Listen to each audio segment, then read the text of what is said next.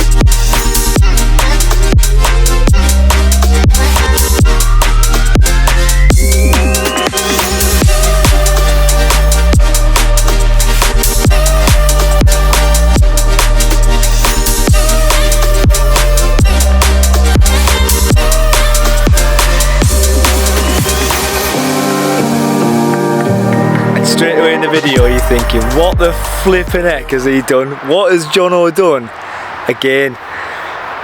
So I've showed you the Mark 5, Mark 6, Mark 5 Golf, Mark 6 Golf, 2 litre TDI DSG engine inside there. So I only paid 300 quid for that Golf. Now I think that was a bargain, and I wanted to put the DSG gearbox out of that into my Caddy, but I really want to get out to some of these shows, meet you guys, see you guys. So really this Caddy needs finishing paint wise, and I don't need to be faffing around with it anymore. I want to get this done and have this as it is. But that means we've got a little home for a 2 litre TDI engine and DSG gearbox. And what better way than to put that into a Caddy? So you know what that means. I bought myself a spares or repairs.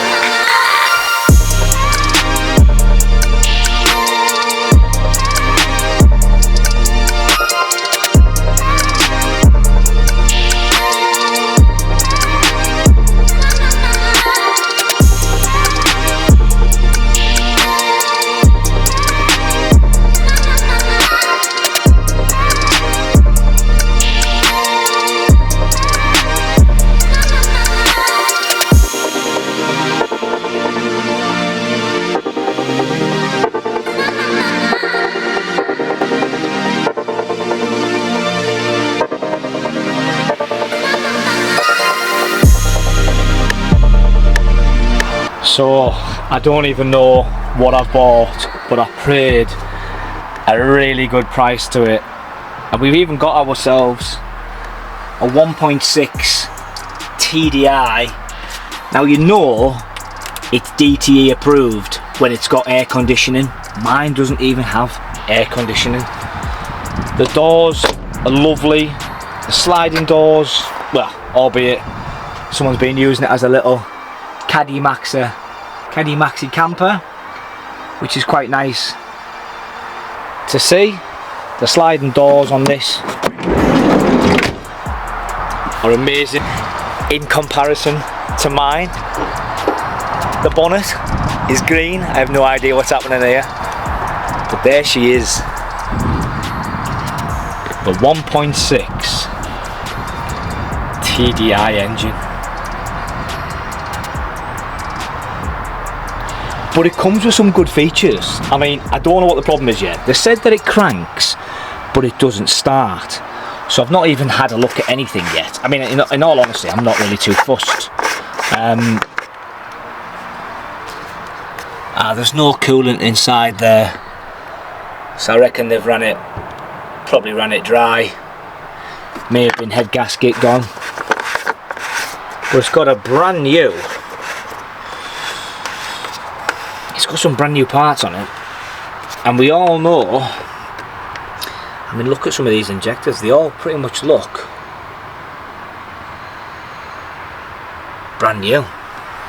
So we all know that the injectors and things, they come at a price, you know, they are, well, they ain't cheap, let's put it that way. So I can use all of that to pay back what I paid for the van, and it's got some weird funky battery isolator. I mean, I really like this battery isolator piece. the battery is absolutely dead as a doornail, so I'm hoping when I charge it up, I'll probably read the codes first. I need to be mindful that I don't know what has or hasn't been touched on this. I can't see no coolant pipes or anything off at the minute, but yeah, the actual bodywork is unbelievable. Like, there's a couple of tiny little scuffs, as you can see, of rust, but the bodywork is just phenomenal. Honestly, absolutely brilliant. Inside, it's got electric windows, which is good. It's got all of these. I mean, I need new door handle for mine. I need the door cards. I need some bits out of it. I'm not going to break it. I am going to fix it. And my plan is to take the engine out the Golf and put it into this Caddy. That's going to be the plan. I'm going to get the Golf stripped down, get the engine out of the Golf, break the Golf apart. Now, I paid £300 for that Golf. I paid 600 quid for the Caddy. So it's still less than £1,000, but remember, the injectors are 70 quid a piece alone.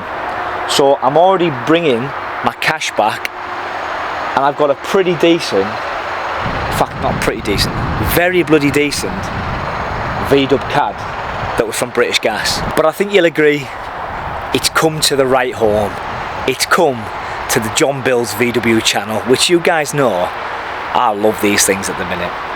So while we're spray painting this one and getting this to a little bit of a show queen, so we can take it to see Quarmby and some of the lads and all the guys, this one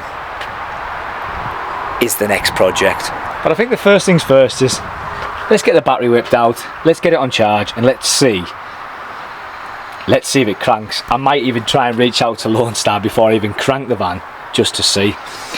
There has been someone looking here, I think, at the belt, but it doesn't look ropey.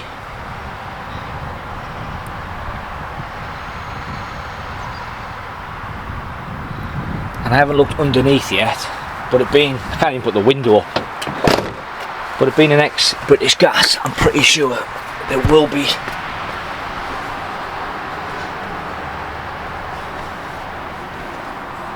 very maintained underneath. Some new shields, probably needs new discs and pads under there. Exhaust looks alright, and again without jacking it up. Sills look pretty good, a couple of little marks, but we're not too fussed about that, as we all know. Yeah, I think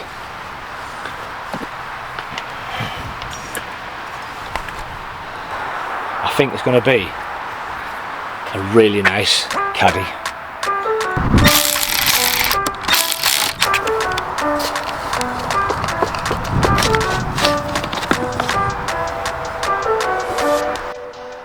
So I want to get it on charge to see how everything is.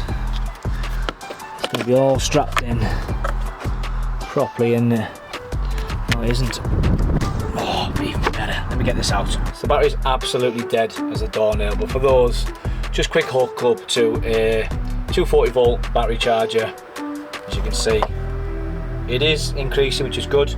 So we'll let that increase, we'll let that charge, and we'll come back and we'll stick a battery in her, and then we get to see exactly what the issue is with it.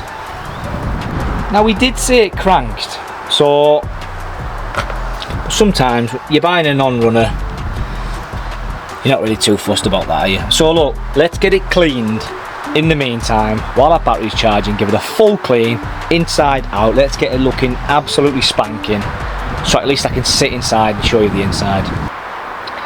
That's going to have to get sprayed blue as well, and it looks like the rear doors as well needs spraying. Must have just rolled over them just to give them something back, but van's in mint shape. Right, I'm going to have to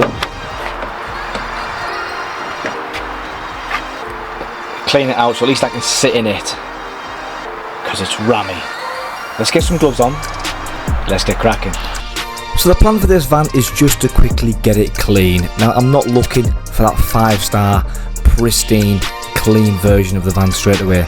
All I want to do is make sure so I can sit inside it, turn it on and get it to start cranking and running. That's all I want at this stage before I invest any more time into it. But you guys know this is a beautiful looking van and I've got very lucky. So let's get this done, we'll get some truck wash in it and let's get it clean.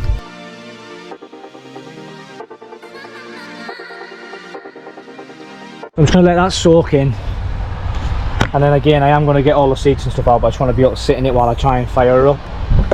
So let's just do that, give it a quick wipe down, and just to let you all know, I'm 12 quid up. Well, the project's took a massive turn. Now, I did try and crank it, starter motor was getting lodged in there for some reason, so rather than changing the starter motor and messing around, I just thought, you know what, we need this 1.6 engine out. The injectors are good, they've been replaced, I've got all the receipts from the previous owner now as well. So one of the injectors got replaced about 5 months ago. I don't know if you've seen, I've just drained the oil, and that oil is absolutely so all I'm doing is just thinking, do you know what, let's get the engine out. You guys have seen me pull the engine out of the 1.6 before, you've seen me do the Cr140 Seat Leon swap into my Caddy, and this one is going to get a Cr140 from a VW Golf. Now it's a 2 litre CR, and as you say, I know the ropes of these engines, but there's a twist with this one. We are going to take the DSG gearbox, so this is a total different scenario to the last one. I need to understand the wiring diagrams and how the DSG works to get this van running. I'm setting myself a new challenge.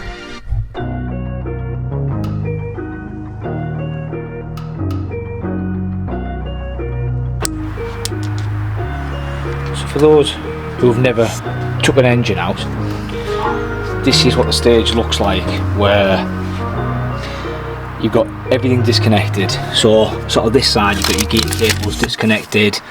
I've clamped the hose there for the brake fluid so it doesn't pee all over. You can see the drive shafts at the back there, down the bottom are disconnected, so you've got to disconnect the drive shafts on both sides. I think the last thing I've got left is this little plug here, so once I get this little plug off, that'll be that done.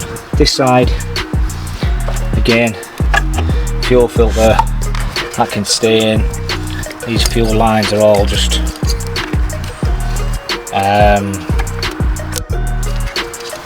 down there, just going to sit there. So next thing to take off is, these are the engine mount bolts down here. Now hopefully you can see that. So there's 1, 2, 3, 4. When you're doing a conversion, so we're doing obviously a 140, Cr140 is going inside here, automatic. So we'll take the mount off the other car when we come to do it. But the main thing is, let's just try and get this pulled out. I need to disconnect all of these, I believe. There's a split ring inside here, we don't need that. So I'm going to unplug all the plugs from here. Yeah, I'll need to take them off. And then yeah, I think we're ready to roll. So let's get cracking. And this is it, the moment that everyone waits for on an engine swap. Now this has took me about 2.5 hours, 2 hours 40 minutes this time, because let me tell you, the British gas vans have every nut, they have every bolt, everything is pristine on these vans. And yeah, you know what, I was really impressed. So I've kept every nut, every bolt to go back in the place that it came from. And that's it, 1.6 slid out there, and then what I'm going to do is disconnect the DPF, and then I've called in for backup because it's about 5 PM, the light is up, and do you know what, we're starting to struggle with time.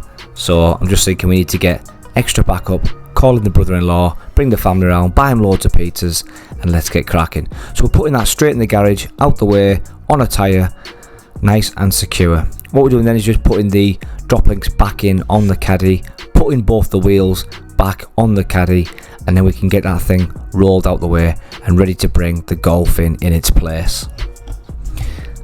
I don't think I've ever done this much work in one day. Normally it's an engine in, engine out, and let me tell you, the next day I was absolutely shattered. So all we're doing is just pushing that Caddy out the way, get that on the grass. I've just grown my grass back, but yeah, Mrs. is nappy. And here she is, the 2 litre TDI common rail 140 engine with a DSG gearbox, and we make no time wasting. We are straight onto stripping that Golf down. The sunlight is going down, we're noticing that we're behind on time, and yet the Golf was just totally different bolts, different layout to the Caddy. So learning where everything was a little bit more complicated. The engine side was exactly the same, underneath where the exhaust exactly the same, but just on top so many different bolts, so many different rad pack bolts. And here we are. So I tried to keep this bit in because I want you guys to see that. So all we're doing here is taking the mounts out of the engine mounts. Now I'm trying with the gun and it's not happening, but what I will say is that the guns are powerful, so just take it to hand, just crack them off with your hand and then take them out with the gun. There's no need to try and blast them out with an impact driver. We tried first, if it didn't work, stop. You do not want to be rounding any of these bolts. And yeah, the Golf's different. The Golf is very much different. The drive shafts were pretty much seized in as well on this Golf. I don't think it's been maintained as much as the British gas van, but yeah, everything else, they've been fine so far.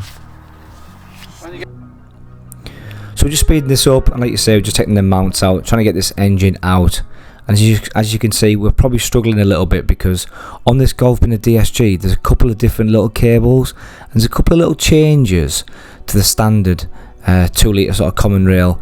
And what we're trying to do is take our time, understand how the DSG differs from a normal Cr140 manual. Now we know the manuals like the back of our hands, but the DSG, we're just taking our time, we're taking pictures, we're looking for the changes, and it is very minimal, and I will go into a deep dive video once I've successfully done the swap into the Caddy.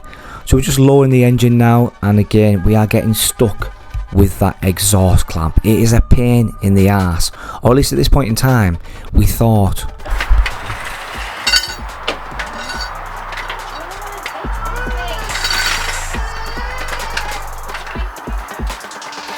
It's like I had this problem early on. It took me about an hour to fucking mess around when you get in there. So what I'll do is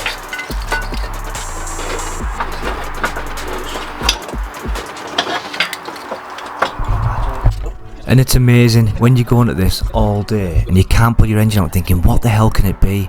Well, 2 idiots left them bloody 2 dog mount bolts in, and if you don't take them out, you're definitely not going to get your engine out, are you? But look, by this point we were getting tired, we were getting fatigued. This is the second engine that we're coming out in the same afternoon. You know, it's a real old slog, as anybody knows. And as you can see here, we've finally pretty much got it out, just stuck on that exhaust again, which is an absolute chuffing nightmare. But in the end we get it out, we win. We've now got the engine out of the Golf, and time to get that in the Caddy. But look at the light has gone down now. It's about 9 PM, so we are absolutely at it in terms of getting this back in. So getting the wheels back on the Golf, because again, same as the Caddy, once the wheels are back on, we can drop the Golf down, this, boys.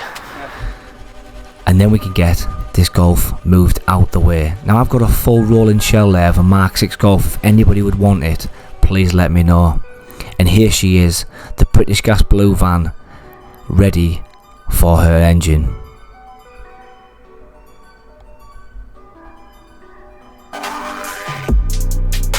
So all we're doing is just swapping over the right hand side mount. As you know, if you've gone from a 5-speed to a 6-speed gearbox, you go from a 2-bolt mount to a 3-bolt mount.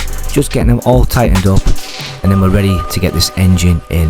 At this time, guys, it's about 10 o'clock at night. I don't know what's happened in terms of time, but we have struggled getting that engine out of that Golf. But like you say, second engine, especially for me.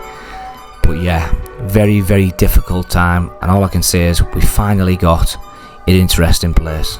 Now, if this is not worth a like, subscribe, share it to your friends, share it on your groups, your caddy groups, then please do, because this has been a long old day. But you guys know I like to challenge myself, I like to throw myself in the deep end. So thank you to all the subscribers, all the new subscribers and all the old subscribers, and a massive thank you to everybody else who's used the link in the description below and bought me a coffee.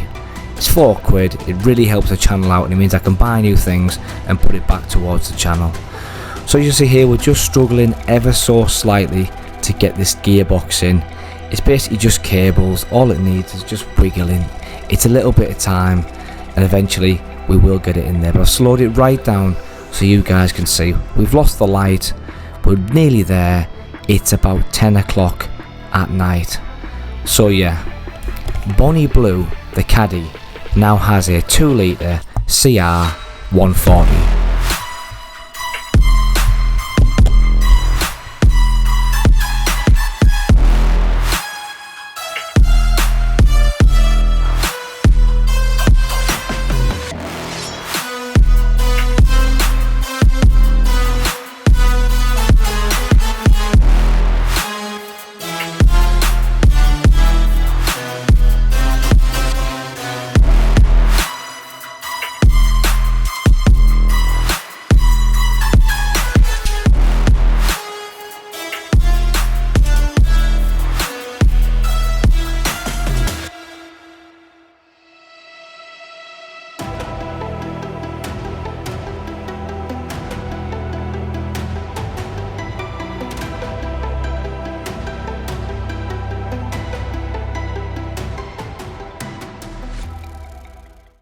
And honestly, I'm happy with it. I have as well stuck on a pair of alloy wheels. So goodbye to the Steelies. They cost me 50 quid for a pair of 4 alloy wheels. I think she's gonna look mega when she's done. Bonnet needs painting, rear doors need painting, but that's the easiest part done. Now all the wiring will be in the next video, and I'm going to talk you through every piece of wiring to do the DSG. But let me tell you, this is not going to be easy. This is going to be a challenge for me. I've never done a DSG. Now remember, on the Golf we had a fault with the flywheel and with the clutch, we think. So what I'm going to try and do is just get it running first inside the Caddy, and then what I can do is drop the gearbox, get that done. So there'll be a couple of parts to this series, but Bonnie Blue is looking mega. And look, I think you guys will agree. So do me a massive favour, smash the like, smash the subscribe, and we'll see Bonnie Blue on the next one. Bye for now.